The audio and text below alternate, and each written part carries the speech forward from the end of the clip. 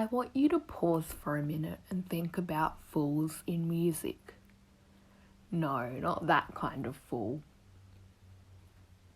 Like, why are musicians so obsessed with singing about fools? Is that why some of them become one? Being a quote fool has always been a thing in music, whether it's used as a good term or not. It's not a commonly used word in daily grammar. In that sense, you're just calling someone an idiot or moron at school. But there's more to the word fool than that. For years, our favourite artists have been singing about fools, how much we love them, how much we loathe them, how much we are them. The Beatles' Fool on the Hill immediately comes to mind, as well as the album The Fool by Warpaint and Love Fool by the Cardigans. The Strokes are likely the best band to talk about fools. I don't think any of us can count the number of times they've mentioned the F word in their songs. If you think of the Strokes, you think of fools, which is exactly what they want. One of their songs you are probably guessing that I will discuss in this video is Taken for a Fool. The band's excellent live performance of the song on Letterman in 2011 came with more foolery than they could have ever prepared for.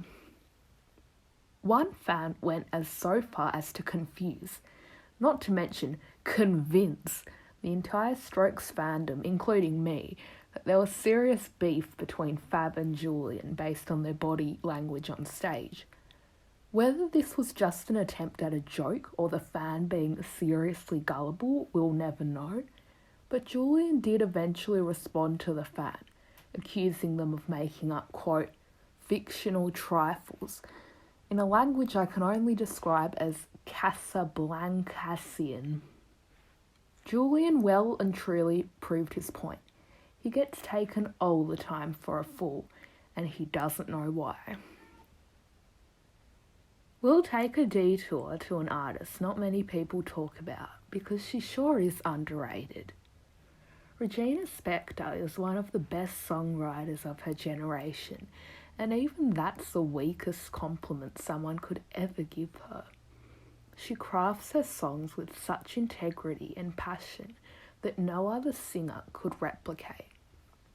She's so good at writing fiction in her music, so we can't tell whether or not the stories are based on real life. One such example is Hotel Song off Regina's 2006 album Begin to Hope. This particular track stands out in Regina's discography, having such a dark theme about it. I can only guess what it is about, and like many of you who have listened to the song, I have my interpretations. The song is about a girl that wakes up in a hotel room not knowing where she is after a one-night stand full of cocaine. Regina sings, quote, "You will never be my fool. Will never be my fool, will never be my fool." It's almost as if from her perspective, being a fool is a good thing. Like she's so in love with fools, she doesn't care how flawed they are, as long as they are indicating their true feelings for her. As a society, I think we all fall in love with fools. It's in our nature. Of course we aren't going to think that the guy who delivers mail to Brad Pitt is going to be the lamest trash bag in the world. We already think we know him, but do we? In short, it's a matter of whether to fall in love with the right or wrong kind of fool for us as a person. The protagonist of the song clearly doesn't feel like she belongs with this guy, despite having a one-night stand with him. She doesn't even know who he is, and he doesn't know her. Two very different fools don't see a way of continuing their relationship forward, or at least that's how I see it. The final fool we are going to talk about is Joe, or Joe Keery. I don't watch Stranger Things, but I had to do this for the clicks, of course, even though nobody will watch this video. I apologise if you're a Joe Keery fan watching, taking offence by me calling him a fool. Joe admits it himself though. In the song, he says how he will always be someone's fool, that someone likely being the fans.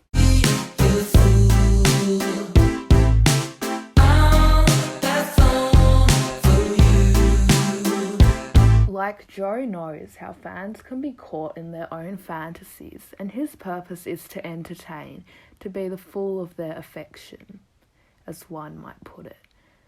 There's no point being in love with a fool in everyday life if it isn't Joe Keery, and he perfectly articulates that meaning in this song. While listening to this song, I'm just imagining him as a court jester back in medieval times trying to entertain the masses.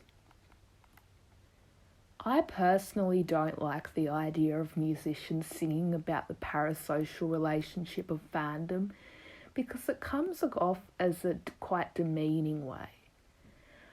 Like, I don't think Joe would be singing about that at all, but I can't help but get that vibe, not just from him, but many singers alike. Including The Strokes, one of my favourite bands. I still get annoyed with Julian sometimes when he rambles on in interviews about fans not seeing the real side of him and how it bothers him. Well, hello. That's why we're fans.